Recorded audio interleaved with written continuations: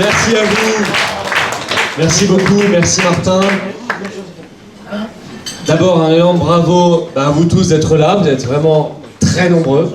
Je crois que c'est plein à craquer, qu'on ne pouvait pas mettre une chaise de plus. Et c'est quand même bon signe.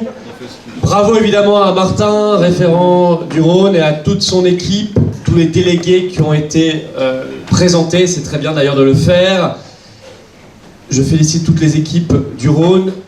Je félicite également ceux qui ont mené le Rhône jusqu'ici. Philippe Drovniak qui est là avec nous, qui anime les conférences que vous connaissez de grande qualité.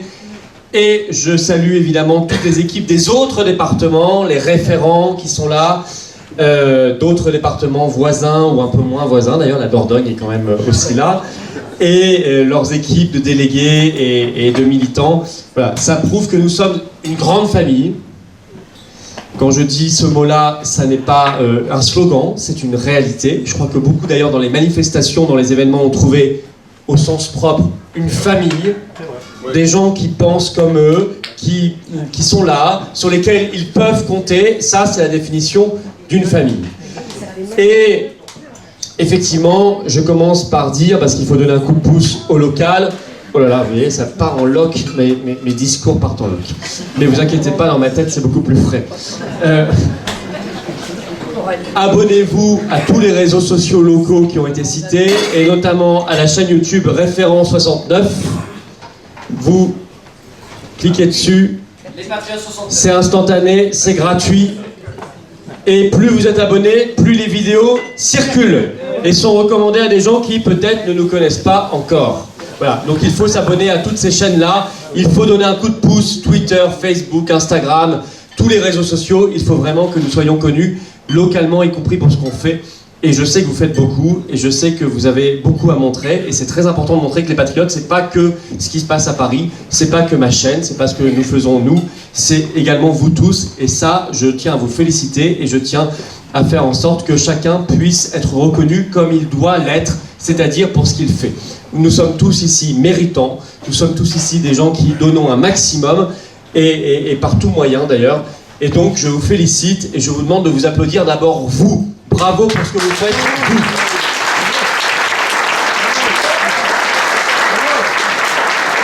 Alors, vous savez,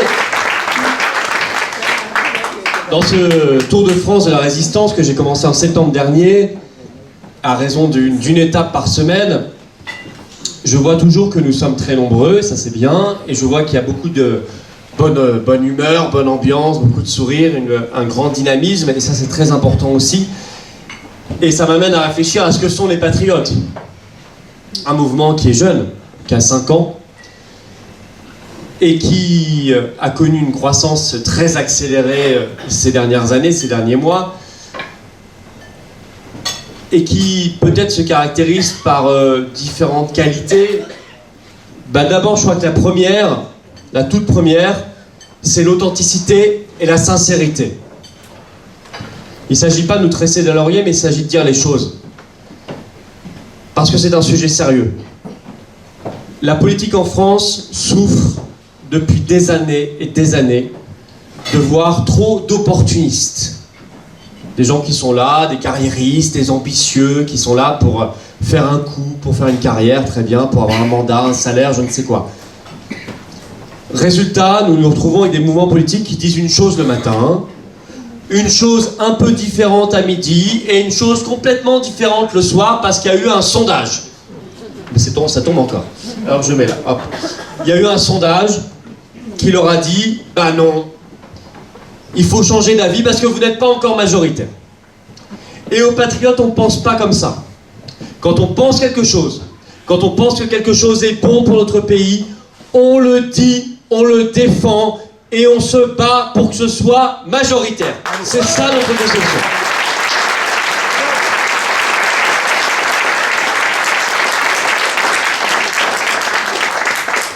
En d'autres termes, ça veut dire une seule chose, avoir des convictions.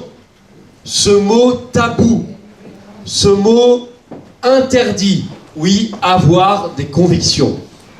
Non pas faire des coups politiciens, des coups électoralistes, des coups en fonction de la mode médiatique ou sondagière du moment, Non, dire ce qu'on pense parce qu'on pense que c'est juste pour notre pays, pour notre peuple et pour notre avenir.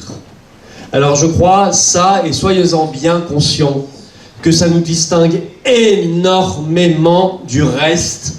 Et je suis intimement persuadé, et je vous le dis comme je le pense vraiment, que nous sommes aujourd'hui dans une époque, et nous y serons de plus en plus, qui va exiger de l'authenticité. Les gens vont voir le vrai visage de ceux qui nous dirigent. Et il n'est pas beau à voir. C'est une oligarchie malfaisante. Mais c'est une oligarchie qui ne prend plus de gants, qui a décidé d'assumer son vrai projet. Et c'est un projet d'asservissement et de destruction. Et face à cela, face à elle, il ne faudra pas prendre de gants non plus. Et nous n'en prenons pas, et nous n'en prendrons pas. Nous dirons les choses telles que nous les pensons, telles qu'elles nous semblent être justes, et nous irons droit au but, sans langue de bois, sans concession, sans compromis ni compromission, parce que nous pensons que c'est comme ça qu'on sauvera notre pays. Et juste comme ça.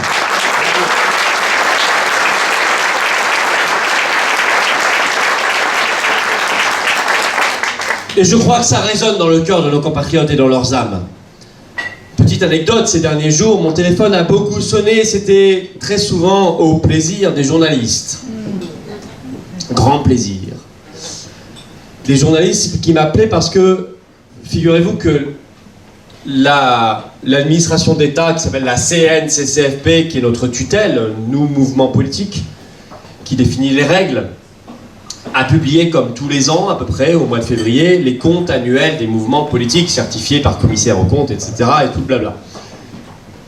Et les journalistes ont découvert que ce qu'on dit depuis 1 an, 2 ans, est vrai.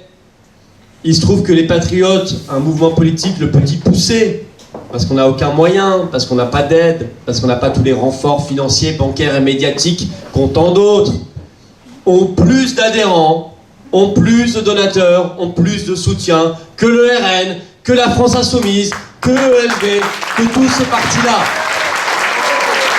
Alors,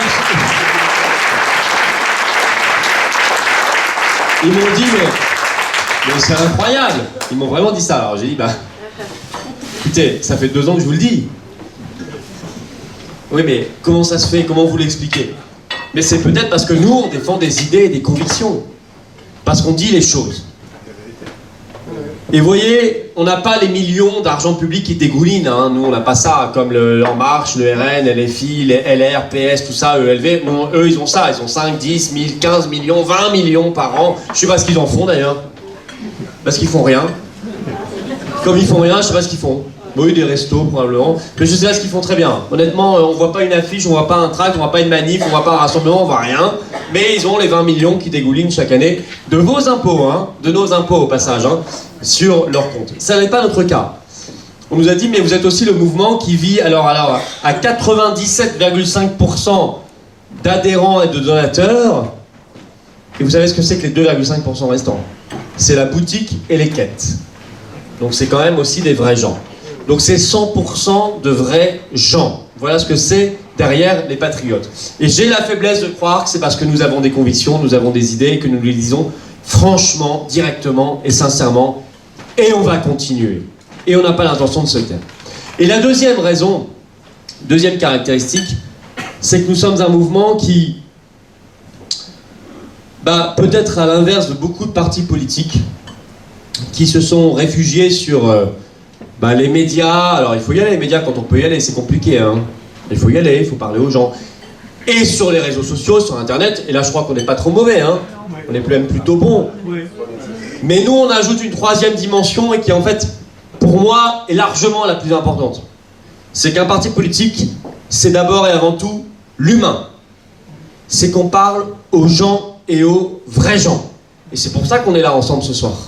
Et c'est pour ça que j'ai compté, depuis le début de cette affaire Covid, nous avons organisé plus de 130 manifestations nationales.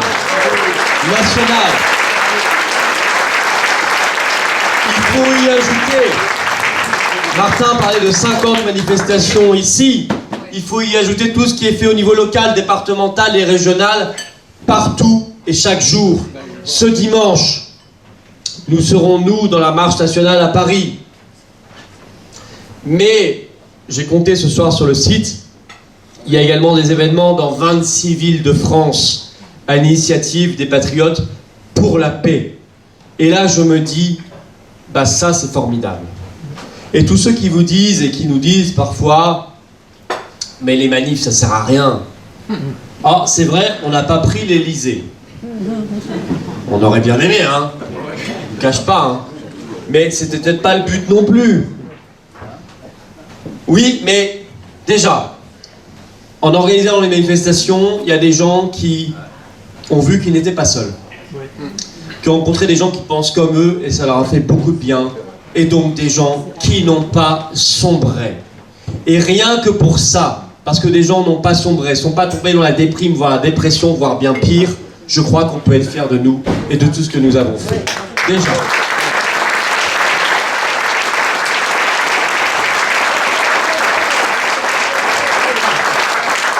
Et puis ça va au-delà de ça. Vous voyez, Ouba est là, référente de l'Essonne d'ailleurs, qui nous accompagne à chaque déplacement, qui s'occupe de la boutique, des dons, adhésions.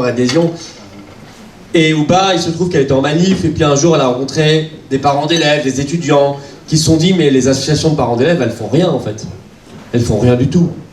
Alors que nos gamins, on leur met... Vous savez, à un moment, ils avaient le masque obligatoire, hein, à l'école, toute la journée, hein.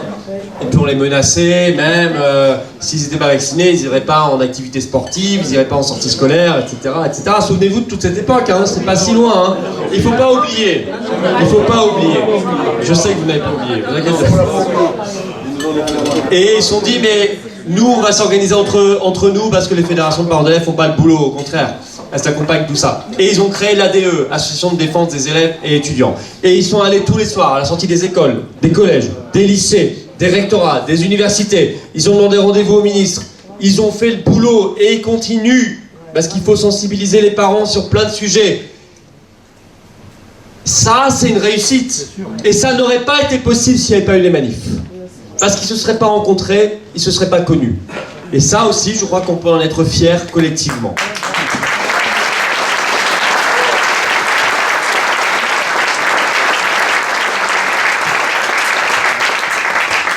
Et puis je vous donne un autre exemple, petite anecdote entre nous, mais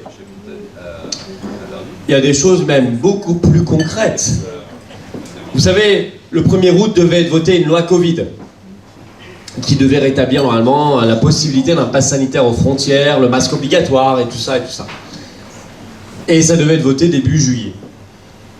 Et il se trouve que moi, début juillet, mon téléphone a sonné un matin et c'était une... Alors, elle était chef de parti à l'époque, elle n'est plus présidente aujourd'hui. C'est un autre qui l'a remplacée à la tête de son parti, mais ils ont 88 députés à l'Assemblée nationale. Ils en avaient 89 bien avant.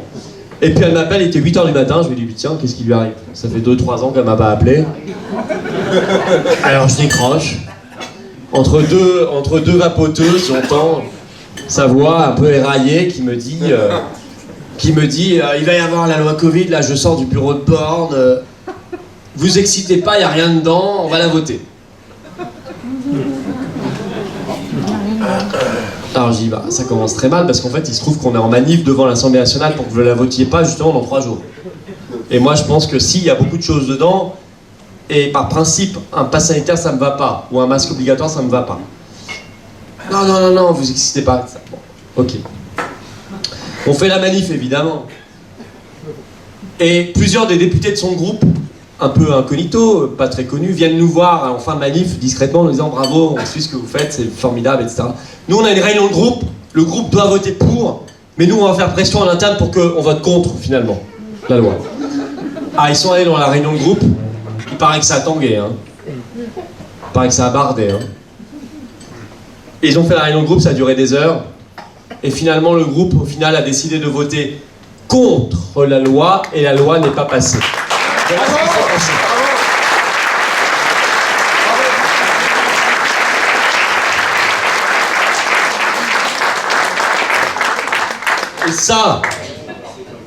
Et Je vais vous dire un autre exemple tout récent.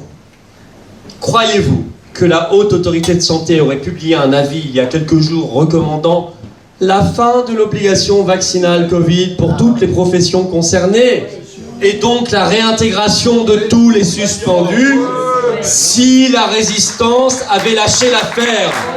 Bien sûr que non. Ils l'ont fait parce qu'on ne les lâchait pas, parce qu'il n'y a pas un jour où on ne les a pas là-dessus enquiquinés, on ne les a pas lâchés et qu'on les aura jamais lâchés. Et d'ailleurs, c'est pas encore fait. Moi, tant que c'est pas fait, je lâche pas. Moi, je veux que ce soit fait. Et je suis pas totalement naïf non plus sur les motivations de tous ces gens-là. J'ai bien compris qu'ils avaient vu que le débat sur les effets secondaires était en train d'exploser partout. J'ai bien compris qu'ils avaient vu les vérités en train d'émerger. J'ai bien compris qu'ils voulaient se protéger, qu'ils voulaient sauver leurs fesses. Excusez-moi de parler comme ça, mais c'est la réalité. Alors je vais vous dire une chose et je vais leur apprendre une chose. Non seulement les suspendus seront tous réintégrés, et on verra à ce qu'ils soient tous indemnisés comme il se doit et qu'ils obtiennent les excuses officielles de l'État.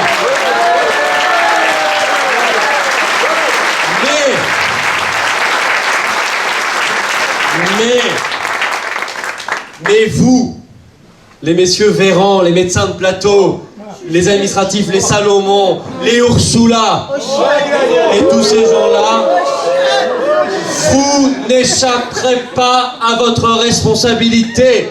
Vous devrez vous justifier, vous serez jugés et vous serez condamnés.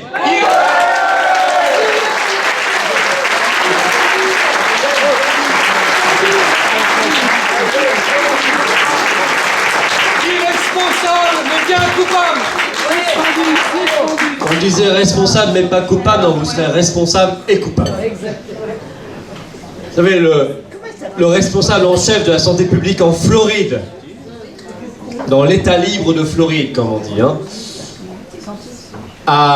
le responsable en chef de la santé, je ne sais plus comment il s'appelle, enfin sous l'autorité du gouverneur Ron DeSantis, a publié un communiqué la semaine dernière en disant alerte générale sur les vaccins ARN messagers Covid. Voilà. Parce que nous avons des risques, des suspicions d'augmentation de la mortalité de 4400%.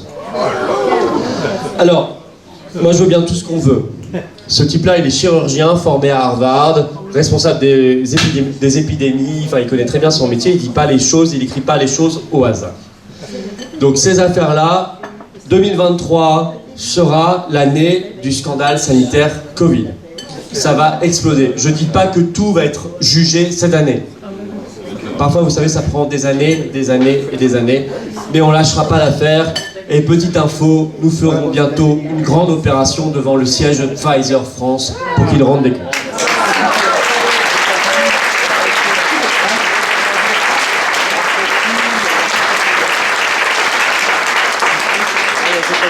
En tout cas, ce communiqué de la Haute Autorité de Santé cette semaine, quelle bonne nouvelle. Quelle bonne nouvelle. Quelle bonne surprise pour beaucoup. Parce que certains ne voyaient pas le bout du tunnel et se demandaient si nous allions rester le dernier pays au monde jusqu'au bout. Ben, je crois que c'est bientôt terminé. Je vous le dis comme je pense que c'est bientôt terminé et qu'on en verra le bout. Mais nous devons veiller maintenant à ce qu'il n'y ait plus jamais ça. Que ça ne se reproduise absolument plus jamais.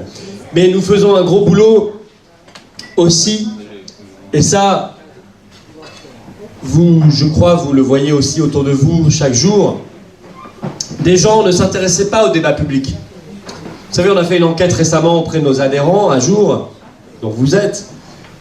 Vous avez reçu peut-être l'enquête, vous avez répondu. 65% de nos adhérents ne sont et n'ont jamais été membres d'aucun parti politique. Les 2/3. Donc ça veut dire qu'il y a beaucoup de gens chez nous qui viennent et qui avant n'étaient pas engagés politiquement. Et qui peut-être ne s'intéressaient même pas trop à la politique ni au débat public. J'en rencontre tous les jours. Et qui peut-être disaient, par exemple, l'Union Européenne c'est très bien, c'est bien, j'ai voté pour parce qu'on m'a dit l'Europe ça protège, l'Europe c'est la paix. Non, c'est l'épée. Et en réalité,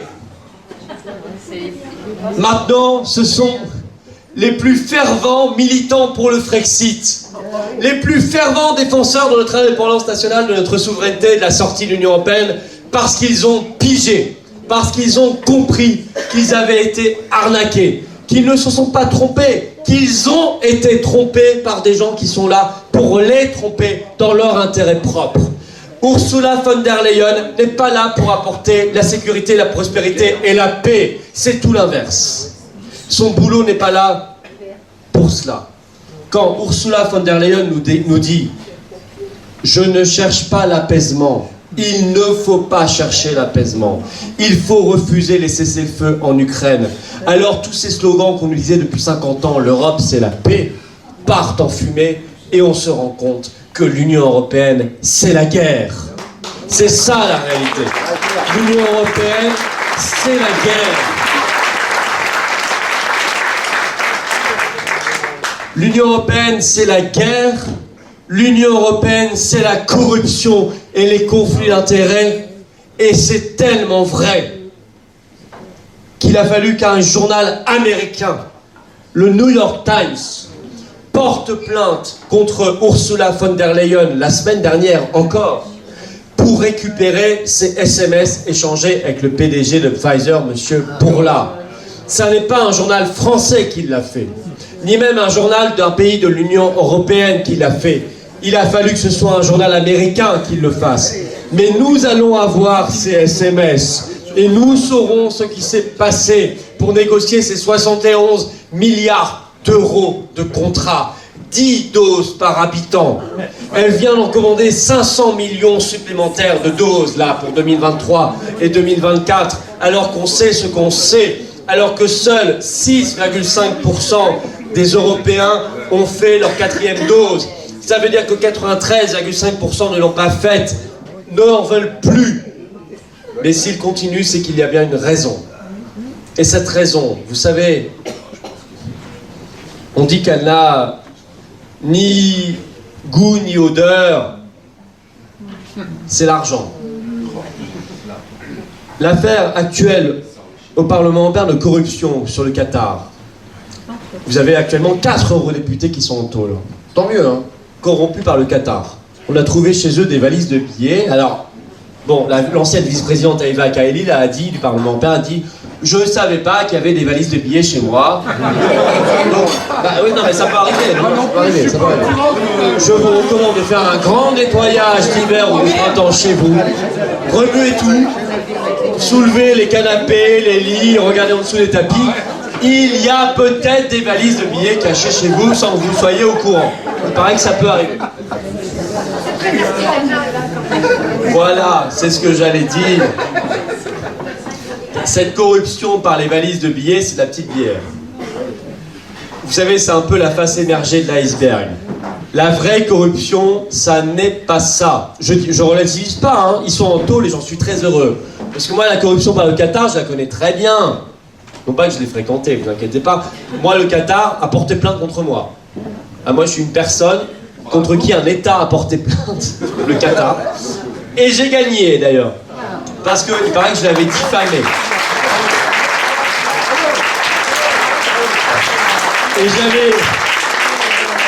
Et j'avais déjà alerté depuis des années de la corruption par ce pays, parce que ça se voyait au Parlement européen. Parce que quand il m'est arrivé cette petite affaire, quand j'ai appris qu'ils avaient porté plainte contre moi, vous savez qui étaient d'ailleurs les 2 avocats du Qatar, intéressant.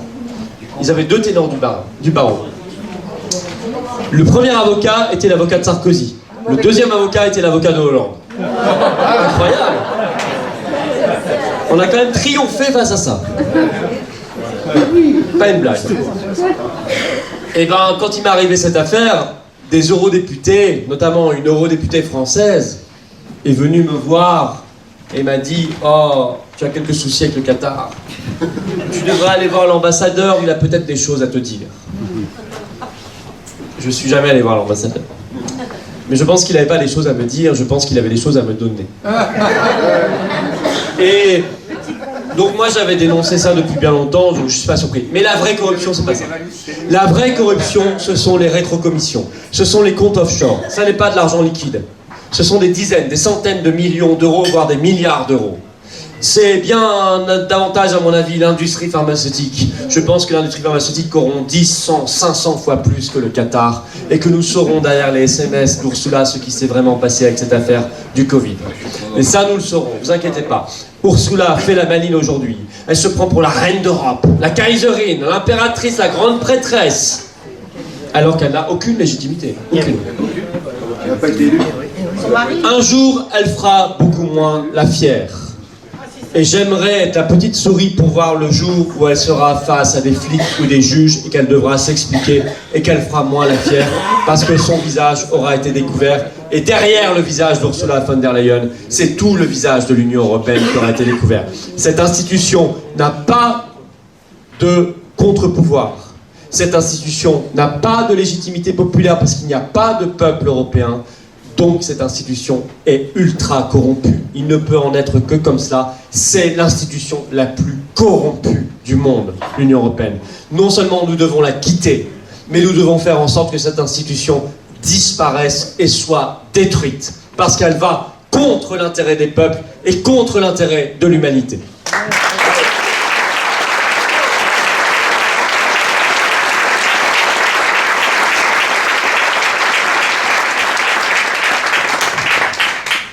L'Union européenne, c'est la destruction de tant de choses, notre service public énergétique. Vous avez vu, là, cette semaine, l'Allemagne a dit « Nein, on ne réformera pas le marché européen d'électricité ». Le pauvre Bruno Le Maire, qui déjà attendait,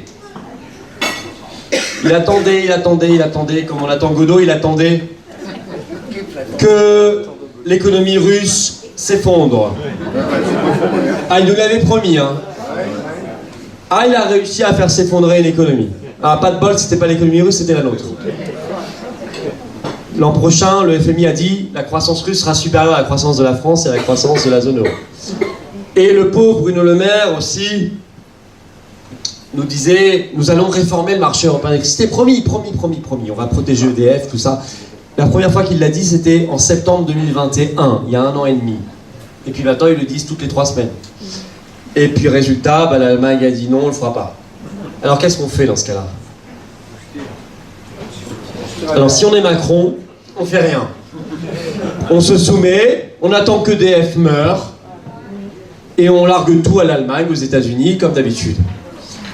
Si on a un pouvoir conséquent, patriote, qui pense à l'intérêt de son pays et de son peuple, qui pense au bien commun, on se barre.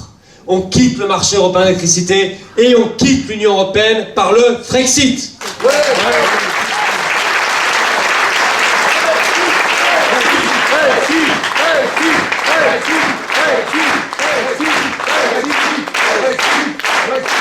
Tout ça, je peux le multiplier. La réforme des retraites. Ils arrivent à faire croire que c'est eux qui prennent une décision sur la réforme des retraites. Vraiment? Qui croit à ça? Ça n'a aucun sens. Cette réforme n'a aucun sens. Elle n'a aucune justification. Elle n'a aucune justice. Elle n'a aucune raison. C'est une réforme Macron, Ursula, BlackRock. Parce que l'Union européenne nous l'impose, parce qu'elle veut dégager un marché juteux pour des grands fonds américains qui cherchent à trouver de nouveaux clients. Et plus nous repousserons l'âge de départ à la retraite et le nombre d'années de cotisation, plus il sera parfaitement impossible d'avoir sa retraite à taux complet, et plus il faudra prendre des retraites privées à côté pour ceux qui peuvent, et plus ça enrichira certains acteurs, notamment américains. C'est la seule raison. Ils l'avouent en Belgique, ils l'avouent en Espagne, parce qu'ils sont en train de mener les mêmes réformes que nous au même moment. Il n'y a que nous, ici en France, on fait croire que c'est pas lié à l'Union européenne, pas du tout. Si, c'est intégralement lié à l'Union européenne, et là aussi, nous aurons notre salut dans le Frexit. Alors, moi, quand je vous dis le Frexit, c'est pas une baguette magique. Hein. Je vous dis pas que demain, on sera au paradis. Hein. Je vous dis juste qu'on aura le choix. On aura le choix. Peut-être qu'on prendra de mauvaises décisions, mais on pourra aussi prendre de bonnes décisions. Alors qu'aujourd'hui, on est juste contraint à prendre de mauvaises décisions qui vont contre nous. C'est toute la différence. Ce sera ensuite à nous de faire preuve de la perspicacité, de la lucidité suffisante pour nous choisir comme représentants des gens qui pensent vraiment à la France et à son peuple. Et on ira plus loin que cela, parce que moi, je crois qu'on ne peut pas se contenter de nos représentants. Regardez le spectacle Martin en parlait, le spectacle effroyable à l'Assemblée nationale. Il y a une grande enquête du Parisien qui est sortie cette semaine.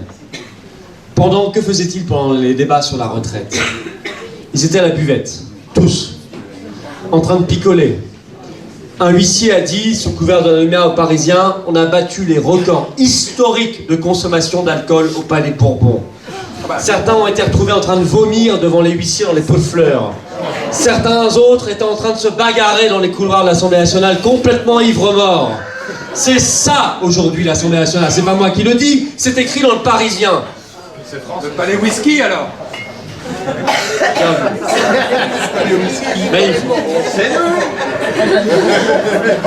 Ça, c'est l'Assemblée nationale aujourd'hui. Mais pendant qu'ils se bourrent la gueule, qu'ils sont en train de vomir ou de se bagarrer dans les couloirs, ils sont payés 7 000 € par mois avec notre argent. Et il n'y a pas que ça, ne vous inquiétez pas, ils n'ont pas que ça. Ils ont le train gratuit en première classe, etc. Tout ça, ils ne vous le disent pas. Moi, je le sais. Il n'y a pas que ça, il y a plein d'avantages à côté. C'est une honte absolue. Pas une fois, les oppositions majoritaires depuis le 19 juin dernier n'ont été capables de voter ensemble une motion de censure. Pas une seule fois, ils ont été capables de le faire. Pas une seule fois, ils ont été capables de se mettre d'accord ensemble pour renverser ce gouvernement. Mais qu'attendent-ils? Ce gouvernement nous trahit. Ce gouvernement va contre nos intérêts. Ce gouvernement nous mène à la ruine, à la misère et à la guerre. Qu'est-ce qu'il leur faut de plus?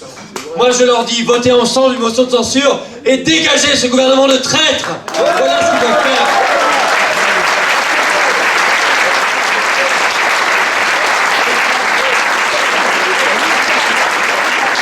Et s'ils étaient un peu imaginatifs, ils se souviendraient que dans notre Constitution, il y a un article 68 qui permet la destitution du président de la République. Oui. Mais Macron n'a pas mérité sa destitution. Mais Macron nous a trahi combien de fois? Macron a trahi combien de fois ses devoirs constitutionnels quand il a insulté des millions de Français en disant « Vous êtes des sans-dents ». Non, sans-dents, c'était Hollande. Il faut rendre à César ce qui est à César. Non, vous êtes des illettrés, pardon. Des illettrés, c'était pas mal non plus. Des gens qui ne sont rien. J'ai bien envie de vous emmerder. Là, on t'emmerde.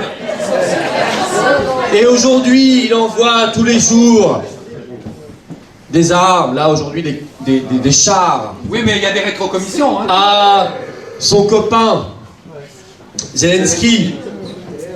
C'est le même genre. Hein. Vous me direz que c'est le même genre. Je crois qu'ils ont les mêmes travers d'ailleurs. La même excitation, là, un peu bizarre, parfois le même regard un peu vide, un peu perdu. La poudre de perlimpinpin. La même poudre de perlimpinpin, voilà, exactement. Macron ne demande pas son avis au peuple français sur cette affaire, or il est en train de le conduire vers la guerre. Moi, je ne souhaite pas que la France soit co-belligérante contre la Russie. Moi, je ne souhaite pas que nous soyons embarqués dans la Troisième Guerre mondiale. Et ceux qui pensent que la Troisième Guerre mondiale, c'est un slogan, que c'est une lubie, ça n'est pas une lubie. Ça n'est pas un slogan, c'est une menace extrêmement réelle. Aujourd'hui même, nous avons appris que les États-Unis allaient quadrupler leur nombre de soldats à Taïwan. Taïwan sera pour la Chine ce que l'Ukraine est pour la Russie. Une base arrière de provocation, de déstabilisation pour provoquer la guerre. OTAN 2030, qui a été signé en juin 2021, avant la guerre d'Ukraine, prévoit que nous soyons en guerre contre la Russie et contre la Chine dans une guerre mondiale. Je suis désolé. Je n'accepte pas cet avenir, parce que cet avenir, il est effroyable. Parce que s'il y a guerre mondiale avec ces puissances, c'est une guerre mondiale nucléaire. Ça veut dire des millions de morts. Ça ne se passera pas sur le sol américain. Ça se passera sur le sol des pays européens, notamment en France, et vous le savez très bien. J'attendrai, moi, d'une France libre, de la vraie France que nous aimons, celle qui en 2003 a su dire non à la guerre d'Irak, non à George Bush Jr., non à tous ces arguments débiles qui nous disaient à l'époque on se bat contre le mal, l'axe du mal, souvenez-vous, c'est le bien contre le mal. C'est la même chose cette fois-ci. Il y a le mal, le bien, il y a les gentils, il y a les méchants. C'est Walt Disney. C'est Hollywood. Non, c'est pas Walt Disney, c'est pas Hollywood. C'est bien plus compliqué que cela. Et la France s'honorerait à avoir un discours d'équilibre, de sagesse, de raison et de paix. Mais la France ne pourra pas le faire si elle s'enferme dans la politique de l'Union européenne qui n'est plus qu'une colonie des États-Unis. Si elle s'enferme dans la politique de l'OTAN qui n'est qu'un marchepied des États-Unis vers la guerre mondiale. Voilà pourquoi, et là non plus ce n'est pas un slogan, ce n'est pas pour rien qu'on dit que la France doit quitter l'Union européenne et doit quitter l'OTAN pour son intérêt et pour la paix du monde.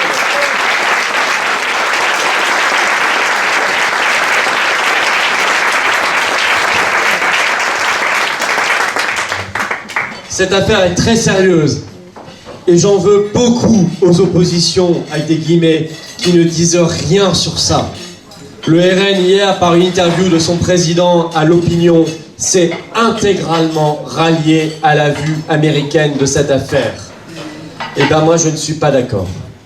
Moi je pense que nous devons tout faire pour éviter la guerre mondiale, nous devons tout faire pour la paix, parce que c'est notre intérêt. Et parce que les générations qui viennent nous regardent et nous supplient d'agir, et que nous les regarderons dans les yeux, et qu'elles nous interrogeront en disant est-ce que tu as fait quelque chose ou est-ce que tu n'as rien fait? Est-ce que tu as laissé faire l'engrenage fatal de la guerre ou est-ce que tu t'es interposé? Moi je pense qu'on peut se regarder dignement dans un miroir en disant on s'est levé, on s'est battu et on s'est interposé contre la guerre pour la paix. Voilà ce que nous aurons fait.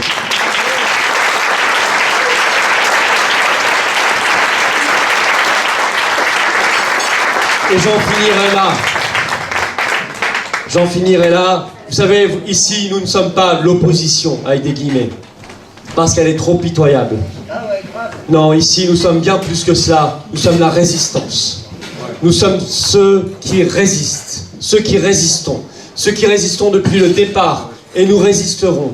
Et nous ferons en sorte que cette résistance devienne majoritaire et que cette résistance opère la nécessaire grande rupture dont notre pays a besoin. Moi, je ne lâcherai pas l'affaire. Moi, jamais un sondage ne guidera ma politique. Moi, ce n'est pas parce qu'un sondage me dit que nous devons rester dans l'euro parce que les Français ne sont pas prêts, ou nous devons rester dans l'Union européenne parce que les Français ne sont pas prêts, que je dirais le soir, ah bah restons finalement dans l'euro et l'Union européenne et nous réformerons les choses de l'intérieur à notre sauce. Ce serait vous mentir. Et je ne fais pas de la politique pour vous mentir. Il n'y aura jamais de réforme de l'intérieur. Et ceux qui vous disent cela le savent pertinemment bien et vous le disent en privé. Et c'est pour ça que ce sont des gens qui ne sont pas bien. Ce sont des gens qu'il faut fuir. Ce sont des manipulateurs et des menteurs. Non, moi j'en veux beaucoup aux soi-disant souverainistes qui ont lâché l'affaire. Nous ne sommes pas de ce bois-là. On ne lâchera pas l'affaire. On ne lâchera pas l'affaire. Nous, on dit qu'il faut quitter l'euro parce qu'il faut que nous maîtrisions notre monnaie nationale, parce qu'un pays qui ne maîtrise pas sa monnaie n'est rien. Parce que qui tient la monnaie tient l'État. C'est comme ça de tout temps. Ça sera comme ça de tout temps. C'est comme ça partout dans le monde. C'est comme ça en France, en Europe et tout le temps. Et donc, il faut que nous maîtrisions notre monnaie nationale. Et vous savez comment on l'appellera? On l'appellera le franc. Parce que le franc, ça veut dire libre.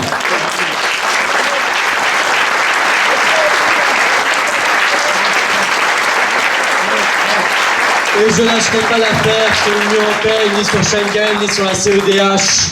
CEDH, cette instance qui nous dit « Rapatriez vos djihadistes, accueillez-les !» On est en train de le faire d'ailleurs, c'est obligatoire maintenant. Hein. Et l'OTAN, bien évidemment que non. Vous savez, nous avons ces derniers mois, ces dernières années, et nous le ferons encore massivement ce soir, dimanche, nous avons planté des graines. Nous avons planté des graines. Nous sommes de ce bon grain, séparé de l'ivraie. L'ivraie, c'est, je dirais pas tout le reste, parce qu'il faut être juste. Il y a aussi des gens bien ailleurs, des patriotes qui se battent avec honnêteté et justice, et nous avons vocation à faire le rassemblement avec eux. Et nous nous battons pour faire le rassemblement avec eux, faites-nous confiance. Mais il y a quand même une grande majorité de ce qui fait aujourd'hui le combat politique qui fait partie de cette ivraie, de ce mauvais grain.